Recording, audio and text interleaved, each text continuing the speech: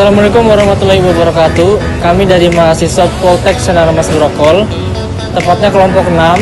Kami akan mewawancarai Pak Zainal selaku kepala toko di Solowayan Jensut tentang supply chain. Perkenalkan, nama saya Ilham Budi Kusuma.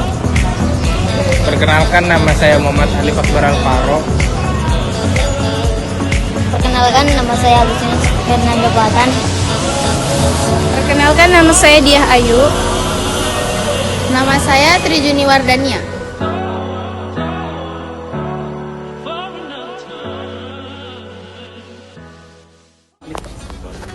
Kami dari Pak dari Poltek Senar Mas Grokol ditugaskan untuk mewawancarai tentang supermarket, tentang supply chain-nya, rantai pasoknya Pak. Jadi langsung aja ke pertanyaannya Pak. Awal sejarah mulainya dibangun ini seperti apa Pak? Dan awal modalnya seperti apa Pak? Bangunnya Solo-Soloan ini. Oh, jadi kalau awal mulanya sih dulu nggak di sini. Dulu di depan tepian itu kalau awalnya tahunnya tepatnya kurang tahu. Cuman untuk yang di sini sekitar tahun 2015-2016 untuk yang di sini yang di Sudirman.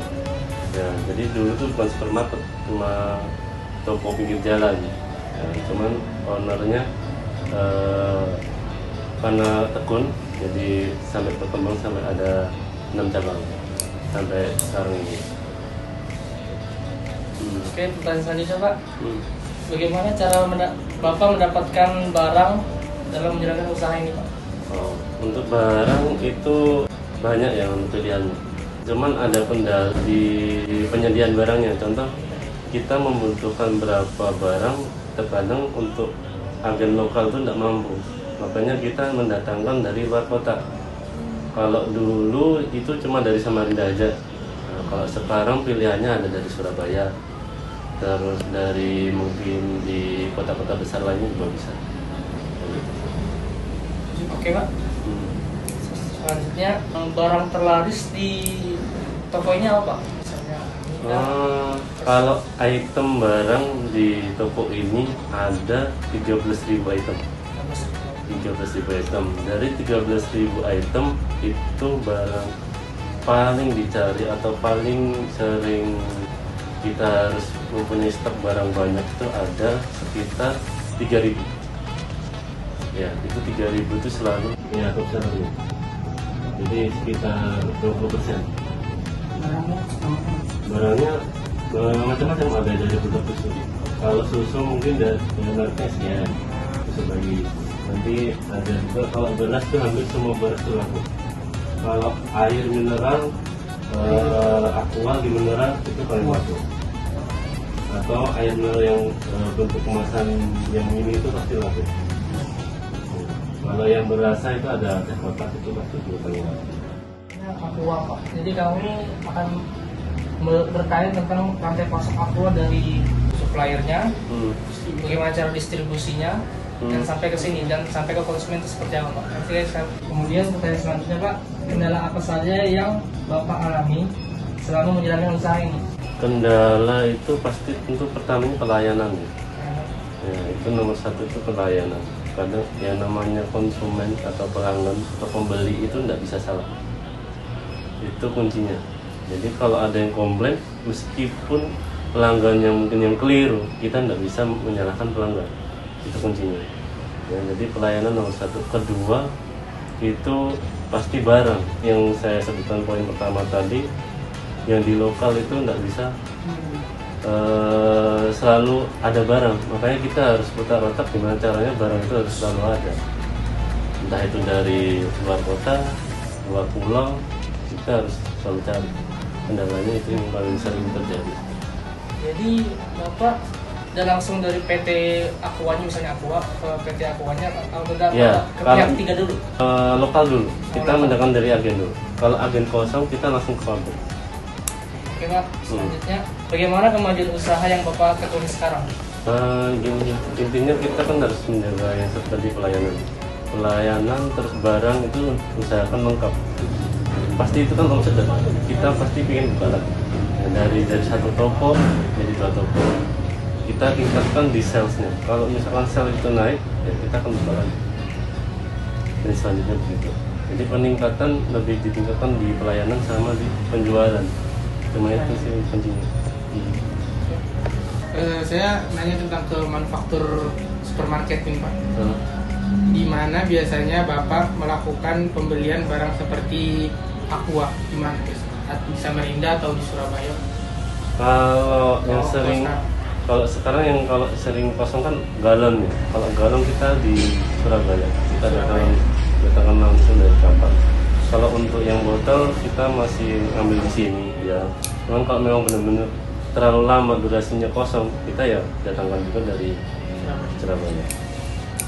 Dua Pak, biasanya berapa banyak Bapak memesan barang baik dalam sekali pembelian? Paling banyak 1 kontainer. Itu Iya. tercampur Pak. Ya, aqua misalnya dan Yang sering 1 kontainer cuma aqua galon aja itu kan sampai 1000 biji. Ya, kalau barang-barang lain itu paling kita datangkan dari Samarinda itu 2 truk. Nah, truk itu 2 kali antar ya. Misalkan sekarang datang, besok-besoknya datang lagi dalam seminggu 2 kali. Barang yang Bapak pesan dikirim melalui jalur apa, Pak? Darat. Kalau luar kan pakai paling kapal kan. Wah, Ya, kalau dari Samarinda ya itu tadi truk darat. berarti ada 2 Pak, dari laut. Ya, sama darat. Berapa lama barang yang Bapak pesan itu sampai? Kalau dari Samarinda itu paling cepat 2 hari 2 malam, paling lama 4 hari, kan pasti kan ada kendala di Siap. jalan. Apalagi kapal, kalau kapal mungkin sampai 10 hari, tergantung kendala, bisa cepat juga seminggu. Mungkin juga tergantung kendala di laut juga kan, cuaca. Pak, kira-kira berapa biaya yang Bapak perlukan untuk melakukan pengiriman barang? Oh, kalau itu beda-beda sih. Kalau Aqua itu mungkin kalau truk tadi kalau belum berubah itu per item atau per kilo ya itu 3.000. 3.000 per kilo. Nah, antara per vitis per poli kan per kardus itu 3.000 kalau nggak salah, kalau belum berubah ya. 3.000 sampai 5.000 kalau nggak salah. Pak, tindakan seperti apa yang Bapak lakukan apabila terjadi suatu masalah seperti pengiriman barang yang tidak datang sesuai dengan estimasi barang itu? Yang jelas kita cari lagi barang tersebut. Misalkan tadi Aqua, ternyata kita yang di sini kekosongan, ternyata kita pesan di luar misalkan di Surabaya. Ternyata waktu di perjalanan mungkin tadi 2 minggu ya. Oh, ternyata 2 minggu belum datang, di agen lokal ada, kita langsung ambil. Atau kita nyari lagi di Samarinda.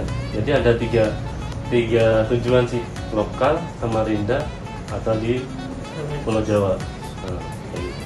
Jadi kita harus tetap mencari. Untuk konsumennya, berapa lama estimasi waktu barang tersebut habis, lalu dipesan kembali, dan jika barang tersebut sudah ada yang expired, tindakan apa yang Bapak lakukan? Habis. Sebelum habis. Sebelum habis bisa Ya, kembali. kalau misalkan kita menunggu habis, kita kehilangan sales. Ya, contoh le mineral atau Aqua itu kan cepat. Ya, kalau itu ada minimum stok. Contoh misalkan Aqua, kalau sisa stok kita 50 dus, kita harus pesan lagi. Nggak boleh sisa di panjangan, itu nggak boleh. Itu harus sisa stok yang ada di gudang. Jadi setiap barang itu ada minimum stok. Kapan kita harus order? Oh, ini stoknya tinggal 50, ya sudah order lagi 100 dus misalkan, atau 500 dus. Kayak gitu. Kalau misalnya barang itu expire, seperti apa tindakan yang Bapak lakukan? Expired itu penarikan di pajangan itu 3 bulan sebelum. Jadi sebelum expired kita sudah tarik. Misalkan expirednya sekarang bulan Oktober. Ternyata ini kan Desember misalkan. Kalau ada expired bulan Desember, bulan ini sudah ditarik.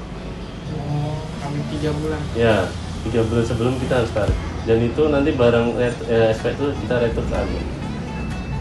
Mungkin itu ya Pak, yang kami tanyakan dan kami sampaikan. Ya, Mungkin terima kasih Pak. ya, sama-sama. Terima kasih banyak Pak. Ya, Terima kasih, Pak. ya, Terima kasih. Makasih Pak ya. Sofia. Sukses selalu ya. Sekian video wawancara tentang supply chain di supermarket Solo Swalayan Jensut dari kami kelompok 6. Wassalamualaikum warahmatullahi wabarakatuh.